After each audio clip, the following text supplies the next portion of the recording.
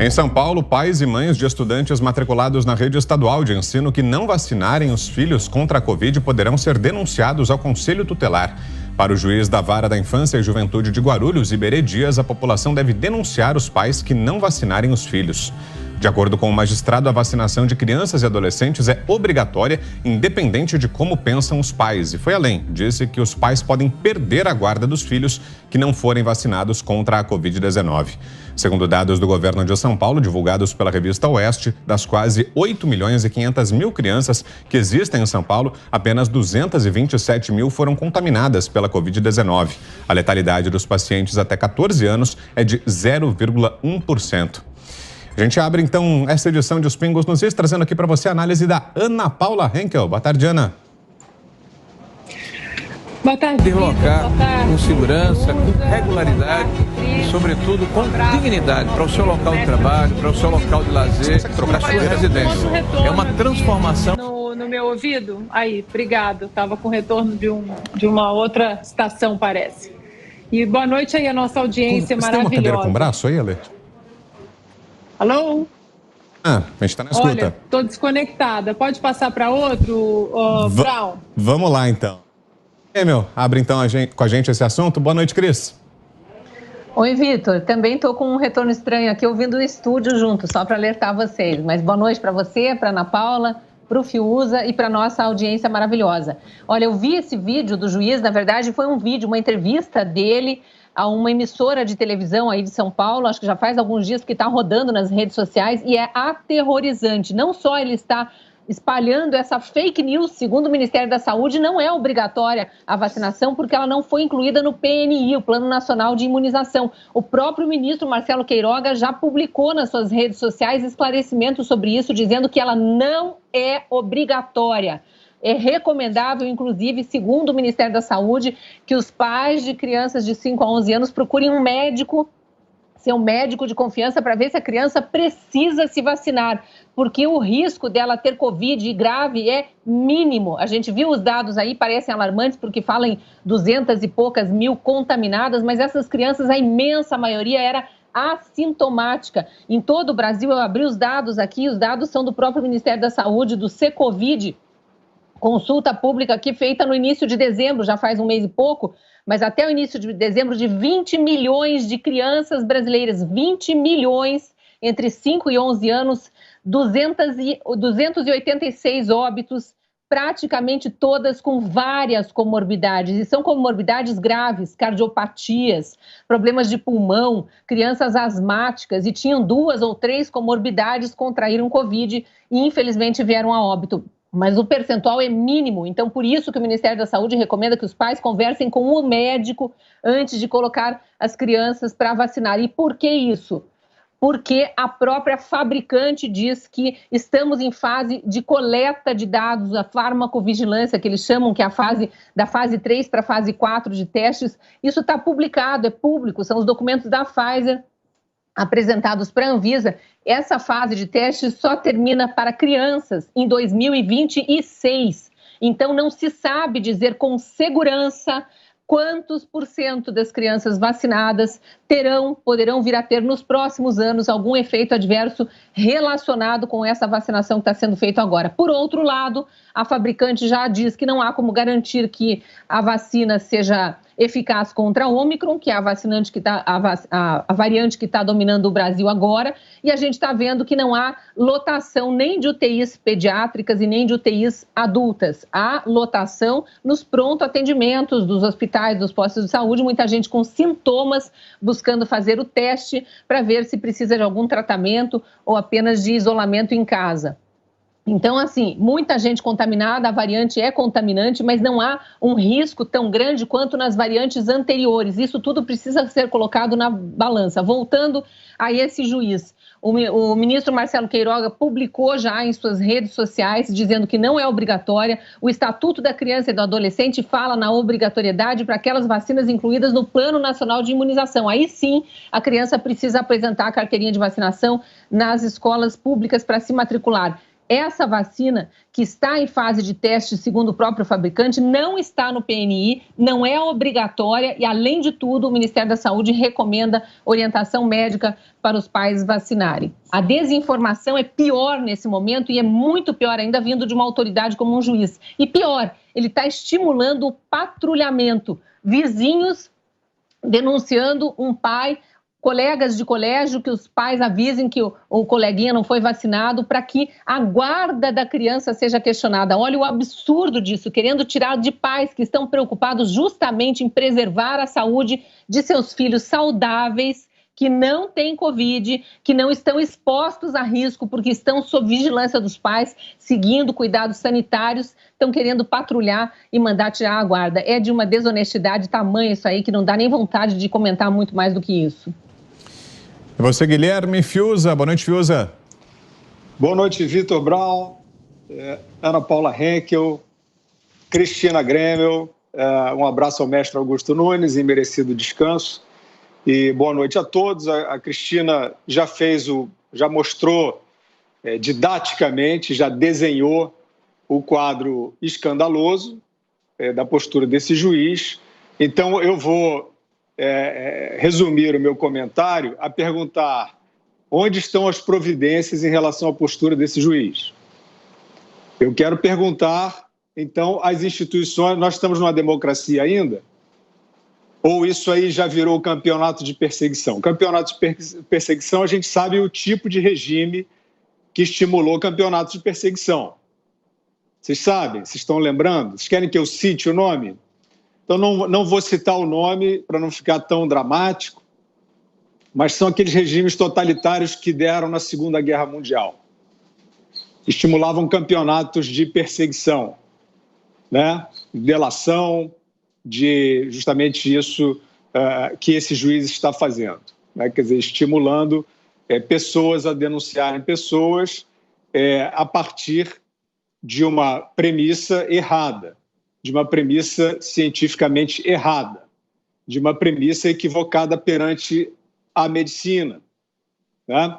Então, eu quero perguntar onde está a revisão, porque a imprensa a gente já desistiu, né? O consórcio só fala bem desse tipo de estímulo à perseguição. O consórcio, a antiga imprensa, só age para estigmatizar quem quer justamente isso que a Cristina apontou. Ver os estudos, ver a aferição da experiência clínica, é só isso, né, que a pessoa honesta quer. A imprensa hoje, né, o consórcio, esses veículos, vocês sabem quais são que eu estou falando, eles agem apenas para estimular a estigmatização das pessoas que têm dúvidas. Pensem nisso. Estigmatizar quem tem dúvida se parece com o quê? Então, esse totalitarismo está sendo estimulado claramente, abertamente, por esse juiz, né? Está claro, a questão de risco-benefício inexistente, a Cristina Grêmio já apontou. E eu só quero perguntar, então, quem é que vai rever uma postura dessa?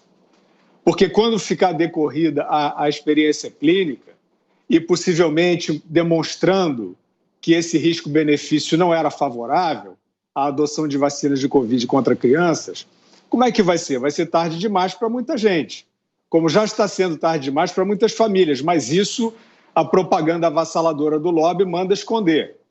Tem a mãe de um filho que morreu e provou a causalidade da vacina, ela está sendo eliminada de redes sociais. Então, isso aí em democracia não vale.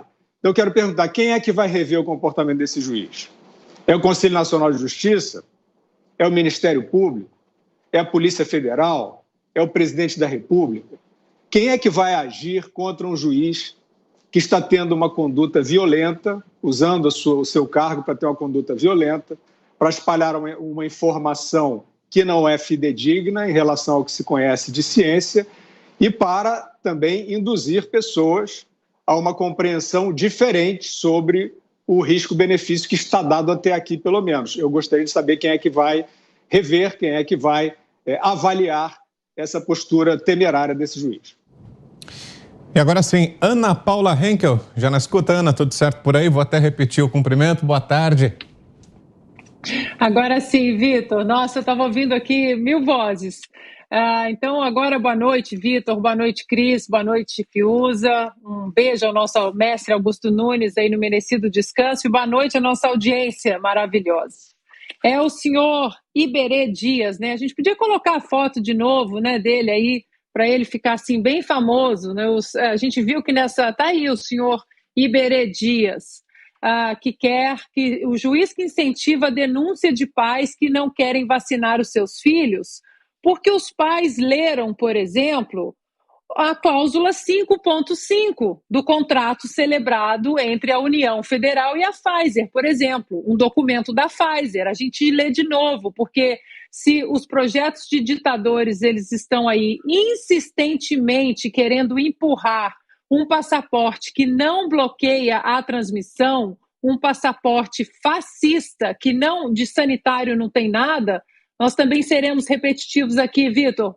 Vamos lá, esses pais, eles estão conscientes aí da cláusula 5.5 do contrato do governo federal com a Pfizer. O comprador reconhece que a vacina e os materiais relativos à vacina e seus componentes e materiais constitutivos estão sendo desenvolvidos rapidamente devido às circunstâncias de emergência da pandemia de Covid-19 e continuarão sendo estudados após o fornecimento da vacina para o comprador de acordo com este contrato.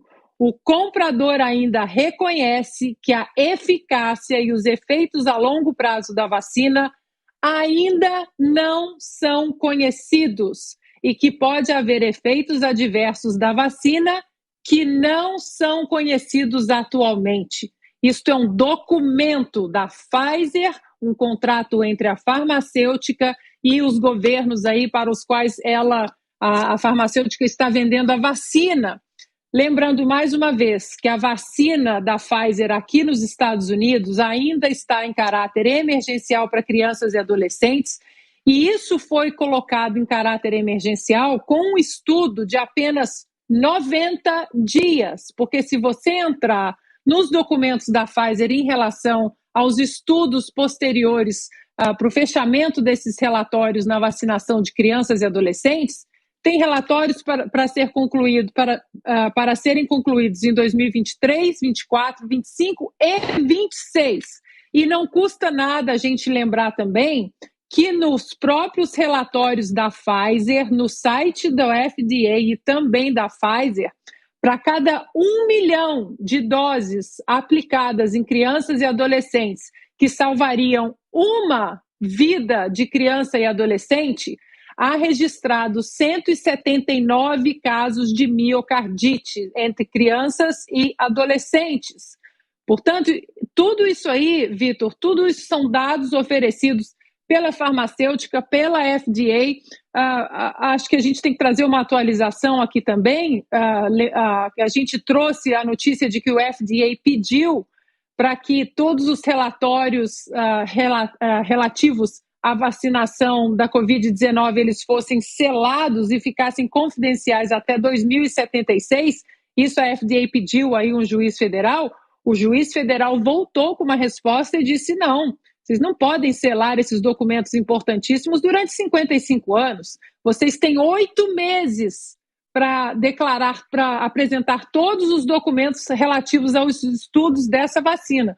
Portanto, esse juiz aí, o senhor Iberê Dias, ele está indo contra documentos que dizem que a eficácia e os efeitos a longo prazo ainda são desconhecidos.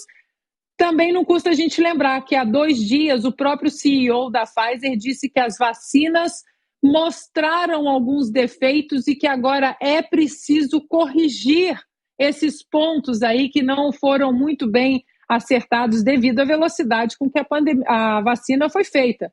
Então, tá aí, Vitor, a gente precisa expor e a pergunta do Fiuza é pertinente. Onde estão as autoridades para mostrar para que esse senhor Iberê Dias, que deveria ser um homem da lei, ele, na verdade, está desrespeitando a Constituição, desrespeitando as leis e desrespeitando o direito legal dos pais de decidirem o que é melhor para os seus filhos.